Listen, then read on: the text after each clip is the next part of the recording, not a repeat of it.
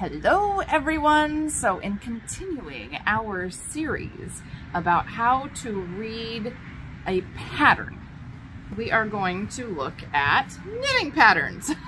So I'm going to use the same work basket that we were looking at for tatting patterns, because work baskets are magical little magazines that have not just knitting or tatting, but also crochet and all kinds of other fun stuff in them. So anyway, this guy, look at the same one. And then we're going to look at my Hoppy Feet book. And if you've made it this far into the video, I'm doing a giveaway for a copy of my Hoppy Feet book.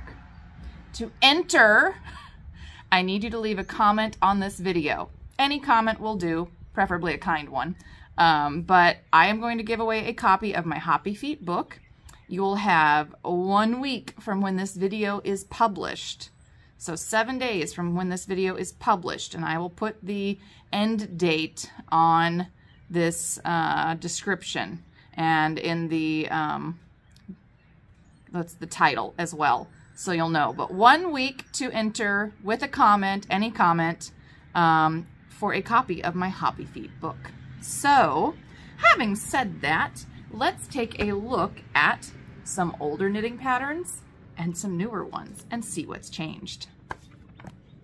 So I have gone ahead and located, there's actually 3 different knitting patterns in here.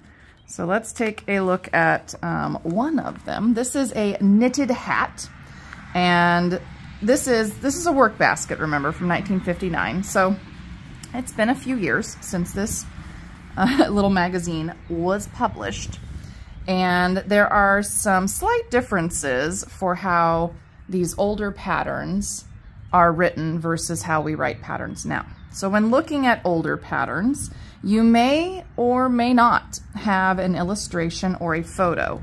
Now, if we look at one of the other, hang on,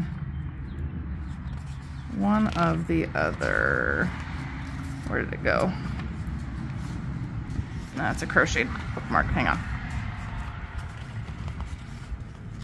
There's a list in the front.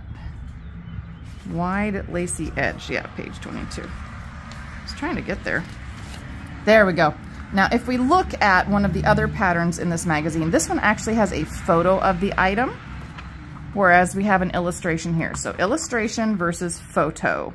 Now, personally, I prefer photographs. I find them much more accurate.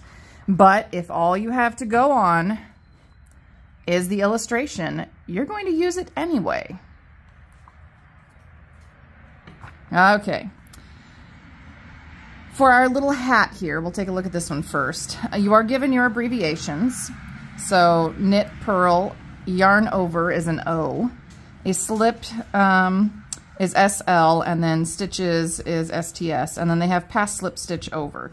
So when we start to look at this, it's going to tell you some things like you need 2 ounces of knitting worsted and 1 pair standard knitting needle size 7. But here's the thing, we don't know if their standard knitting needle size 7 is really equivalent to our standard knitting needle size 7. And the other part of this is that different brands could be sized slightly differently as well. So we don't see the standardization of needles until further along in time. You may also see in older patterns this referred to as a pin instead of a knitting needle. So you'll see knitting pins instead of knitting needles are going to be listed. And you'll notice it just says 2 ounces of knitting worsted. Well, again, there's differences in standards, and so how many yards are you going to have in 2 ounces of a worsted weight knitting wool? Well, we don't know that because that wasn't given to us. And so we have to do a little bit of deduction for older patterns like this. A lot of worsted weight yarn is going to come in somewhere between 190 and 230 yards to about 4 ounces. So we are going to need somewhere in the neighborhood of, let's see, can I do math? Like 90 to maybe 125 yards of the worsted weight yarn. And this is going to vary based a little bit on your own gauge. You'll notice we aren't given a gauge measurement like we're given now. So with these older patterns, you have a little bit of work to do in order to make sure that you will have enough yarn and that it will fit. So I always recommend making a gauge swatch. I am a swatch person. I highly recommend it, even if it's just a tiny swatch, and I'll talk about a cheat swatch when we do the sock book as well. But I just want to point out again, it just says you need 2 ounces of knitting worsted and 1 pair of standard knitting needles, size 7. It doesn't tell you that you need stitch markers. It doesn't tell you that you should have row markers. You aren't given all of these extra pieces of information that you may find in a more modern pattern. And it's okay. That's totally fine. We just write it differently now. We give you more information now, which personally I like. And it just means that you have a little better idea of what to do versus a pattern like this where you may have to work at it a little harder. And that's all right. Okay, so it tells us to cast on 20 stitches. It doesn't tell us how to cast on. You can choose any cast on that you want. Because this is for a knitted hat, I would probably use a long tail or a twisted German, which is also known as Old Norwegian. You could also use a knitted on or cabled on cast on to make a tidy edge, because this is a hat, so we want a nice tidy edge. And now we're going to just follow our abbreviations. So here we have knit, so it's knit 20. The next row will be knit 18, leave 2 stitches on the needle and turn. So this is actually a short row version here, where we are knitting and turning and knitting and turning. And you're then purling and turning, knitting and purling and turning, okay? And so that gives you some garter and also some, let's see, some garter and some stockinette. And when we're doing this, it does not say to join in the round, so we are going to assume that we will need to do something else. Oh, yes, yes, indeed. Oh, this is a very interesting hat, if you're following along. This is a very interesting hat. So we're going to go ahead and this is knit flat.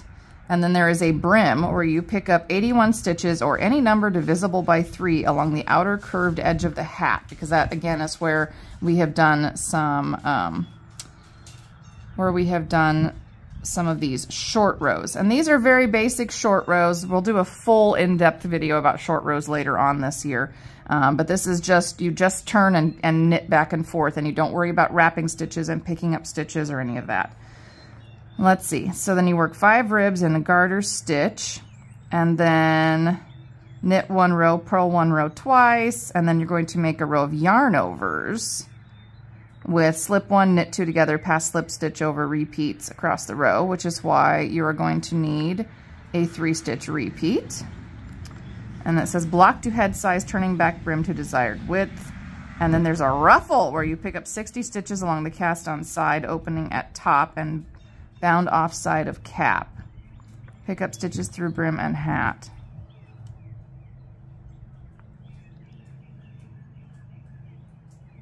Now I would assume with this hat that this is knit flat and then sewn together, although it doesn't tell me that. Increase, knit every 3rd stitch, bind off. So yep, there we go. Sew cap together at base of ruffle and gather opening at top. Fasten all ends securely. So yes, indeed, you do have to sew this little knitted hat together. But again, that's where you have to really read through your entire pattern before you begin them for these old ones. This is why even on modern patterns, we do recommend that you read through the entire thing, that you check all of the instructions so that you can find out what's happening. And like here, we've got increases, we've got some garter stitch. You have to sew the cap together at the base of the ruffle and gather the opening at the top and then fasten all in securely. So we've got a lot of things going on in here, and you really have to read through. And I didn't read this before. I opened it up for our little lesson, but there's lots and lots of things that are going on in this one. All right, let's go look at this wide lacy knit edge. This one's going to be a little bit simpler.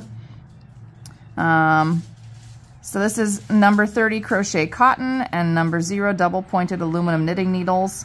But I have a feeling that this is, yep, knit flat. So we're just casting on 29 stitches. And we have the same set of abbreviations here. And you'll see that we have abbreviated instructions, which do make it a little bit easier and yet a little bit harder to read. So you have to be very careful when you're going through each row. Yes, and then repeat rows 1 through 32 for length desired. And it doesn't tell you, it does not tell you when to bind off. It doesn't give you gauge. It does, I mean, there's lots of things that we don't see in these older patterns. There's nothing wrong with that. It just means that you have to be a little more intuitive, and you may have to do some ripping and reknitting, which is okay.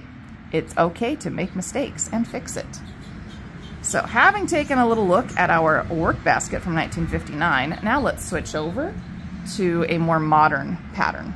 So just a reminder, if you would like a copy of Hoppy Feet, make sure to leave a comment on this video by the date listed in the description. Okay, this is Hoppy Feet. This was my first book. It is a full book of socks. And the way that I wrote this book is it gives you an overview of lots of different socks. So here we are with all of my different socks that are included. I have 12 socks. Now technically it's 11 pairs of socks and a stocking. And then I also give you an introduction for how to use the book.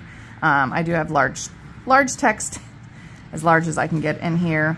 And I have some extra instructions for how to calculate your gauge for socks, how to use the formula to check the fit of the sock you want to knit, etc. So I've given you some extra stuff. And then there's also techniques used in this book. This is not something that you will see in most books or patterns. I do like to have a small introduction where I talk about what's going on. So I say this first sock starts off with a twisted German cast on. As we traverse the leg, a classic knit 1, purl 1 ribbed cuff gives way to a lace and cable pattern. The lace and cables are patterned on the same row with 3 rest rows in between. And the combination of the 4 rows makes the leg pattern appear more difficult than it really is. And then I give you more instructions in terms of what I have used.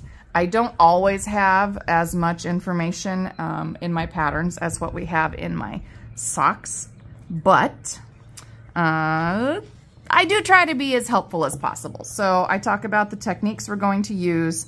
I try to give you a skill level. I try to give you the yarn that I used so that you have an idea of the yardage on my socks, the content in terms of the fiber that was used in the socks. And then I also tell you the exact needle that I used so that you know if I was using a steel needle versus a wood needle to get my gauge. We'll talk about that in a moment as well. And then I give you gauge. I tell you the size that was used, and then I give you some extra little notes. So things that you might see in modern patterns include things like the technique, skill level, yarn, needle gauge, size, etc. You will not see all of this in every pattern, but it is something that as a pattern designer is important for me to include. So I do my best, sometimes I fail, but I do my best to include all of these things when I am writing a pattern. The reason that I give you the exact yarn that I used, how many yards are in that ball of yarn, and what the content is because, as we saw in that older pattern where it just said you have 2 ounces of worsted wool, well, you don't know what kind of wool it was used, and you don't know if it was a springy wool, and you don't know what, how many yards you actually needed to knit your item. So I try to give you as much information as I can so that you can make a better choice for yourself, because as we continue forward in time, many yarns will become discontinued. And that means we have to make substitutions. So the more information that you can be given or the more information you are given at the time that a pattern is written, the better your luck will be in finding a substitute in the future. So I do try to do that. Your needles do matter. If you're a knitter that really likes to work on steel, then you are going to have a slightly looser gauge than a knitter that works on wood. Wood does seem to tighten up your gauge a little bit. It's just a little bit stickier. And that does include bamboo, not just the other hardwoods.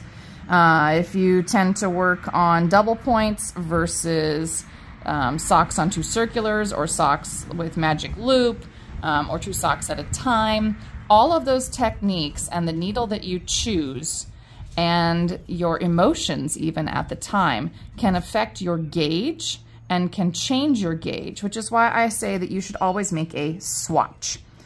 So the reason that I make a swatch is because, and I do cheat with my sock swatches especially, I don't make a big 4" by 4" swatch and bind it off and wash it and look at it. Although I have done that in the past, usually I make a 2" by 2" swatch, just enough to give me an idea of what's going to happen. With superwash wool, I will often go ahead and bind off and wash that tiny swatch and you know, throw it in the dryer if I'm going to do it, you know, do my socks that way, or lay it out to dry, hang it to dry if that's how I'm going to make my socks.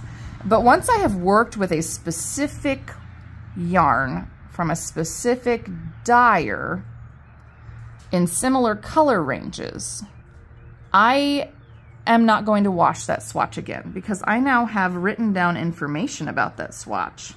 I used to actually keep all of my little swatches in a big binder so that I could reference them again, because that's the kind of knitting nerd that I was.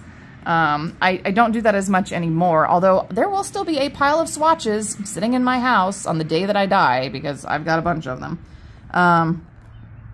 Anyway, I do make little cheat swatches now, where I know that it's going to grow a little bit. Usually it's going to be around a 1/2 stitch to the inch. So I can adjust for that in my own, like, working of my patterns. But when you're just starting out, I know it may seem like a gauge swatch is frivolous or a waste of yarn, but it's really not. It gives you a ton of information, and they can still lie to you a little bit if you don't use the same needles on your swatch that you used for your project. If you decide to wash it differently, if you send it through the dryer but then you don't put your socks through the dryer, then your swatch is going to lie to you because you haven't made it exactly the same. But there's a lot of good things that come from having a swatch. Okay. So when I did these original socks, designed them only to fit an 8.5 to 9 shoe with approximately an 8.25 inch circumference and a 9-inch foot. However, I also give you a formula at the front of the book to help you fit these socks to your own foot and your own size, because no matter what size is actually given for a pair of socks, you need to check your gauge and do your math in order to make sure it's going to fit your foot. You cannot just cast on 60 stitches in whatever sock yarn you think you're going to use and get a sock that is going to fit well. And socks that fit well are important so that you don't have to darn holes. Anyway, we'll talk more about all of this later. But well-fitting socks are important to prevent holes. Okay, now let's get into the actual instructions. See that lovely giant chart? I give you lots of instructions for like how to begin, which, and because we're using all different cast-ons throughout this book, we'll talk about which cast-on to use, how many stitches to cast on, to join in the round, that you might want to mark the beginning of your round. There's a lot more information in these newer patterns, most of these newer patterns, at least in my patterns, than what you will find in older patterns. I give you specific instructions for your sock cuff. I tell you when to begin your leg, and then we do have abbreviations, which you can find. Let me see if I did the full abbreviation. I can't remember where I put that. Hang on. I think I put it in the back. Yes. So here's all of the abbreviations that are used in the entire book. It's a whole list of all of the abbreviations that are used in the entire book, so you can find them back here if you don't know what they mean. And then the other part of this is that there are chart keys that will also give you the abbreviation as well as a short description of how to perform the different stitches to make these socks. So when we are looking at this pattern, I do give you written out instructions for the heel flap and the leg pattern chart repeat and the heel turn, etc. But I also give you charts. And so if you want to, you can go and follow the heel chart and the leg pattern chart. Nice big charts. You can very easily read them. There's my hand next to it so you can see. And, you know, nice big chart keys as well.